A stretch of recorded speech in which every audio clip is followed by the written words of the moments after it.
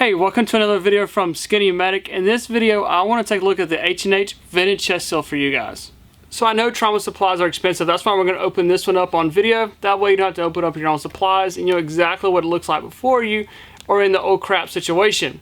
Before we open this up and I show you what's inside this package, and I just kind of want to go over a few basics on chest seals before we get started. So number one is if we follow the March algorithm, this means massive bleeding, bleeding that is life-threatening, and then we go to airway, and then respiratory. That's where the chest seals are going to come in. So after we've stopped the life-threatening bleeding, we've controlled the patient's airway, I mean we suction, we put an OPA in, whatever it needs, or maybe it's just fine, and then we look for holes in the chest. And this is where the chest seal is going to come in handy.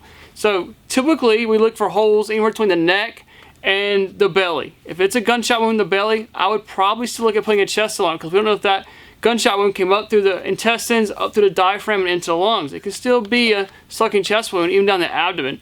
So maybe look at doing that, as long as it's not massive bleeding of any control. Now, if you get a hole right here in the neck and you have massive bleeding, of course we would control the bleeding first. So just kind of some tidbits there. Also, double check the lungs on the back side as well. So if you get a gunshot wound or a large stab wound into the chest here, look out the back. And with a gunshot wound, if the entrance, we think the entrance is here, the exit may not be straight back. It may have been down a different angle, hit something and diverted it off. So just make sure you check the back really clear. So this is a vented chest seal, which is right now, as I talk, is the standard. We'd like to see vented chest seals. This is going to allow blood and air that's building up in the chest cavity to escape. And that's going to help our patient not go into shock as quickly as this is related to with breathing. So vented chest seal is the way to go right now. So for this video, let's pretend like this is the chest cavity. This is a gunshot wound here. Now we do not wound pack the chest. We wound pack muscle cavity. So therefore, in a chest, there is no muscle cavity to really pack. It just goes straight into the chest cavity. You can feel lungs, you can feel all that stuff. So there's nothing to wound pack in the chest. You have to seal it up, and you let God take care of it, okay? So our victim has a puncture to the chest cavity, a hole in the chest. We're going to use the HandH. You have two pull tabs here that you can pull to open.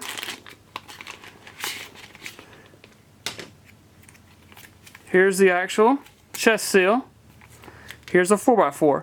The 4x4 is if you do get blood coming out of this, you can wipe it away and then apply it.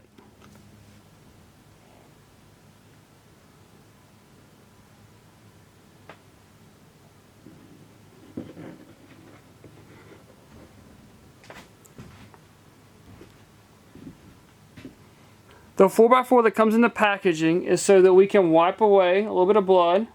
I put a lot of blood in there actually. Before we put the chest on. That's just going to give us a little bit better stick. Okay, I'm making a mess here.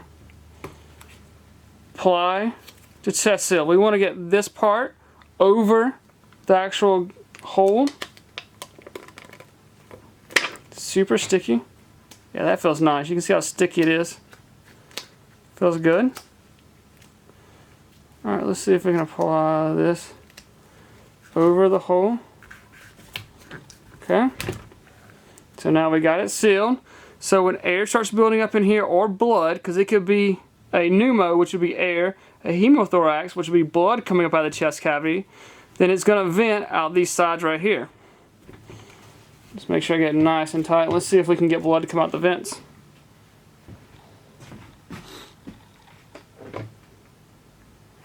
You can see the air building up, and you can see that it is venting. So you can see that it was venting out here, and then it would still seal back across here. When it sucks back against the chest, it's going to create that seal. When it comes up, it's going to vent out here like it's supposed to. Just as a disclaimer, this is not a real scientific method here of testing this chest seal. This is just a demonstration, so go with your local protocols, guidelines, or your gut feeling or your opinion. So I hope this video helps. You never know when you'll be the first responder. Remember the right gear and the right training. So for this particular video, let's just pretend that this is your chest cavity here. This is a gunshot wound. Hopefully it's not your chest cavity. That would suck. Literally. SkinnyMedic BSI. It's a little inside joke for you EMTs and paramedics. So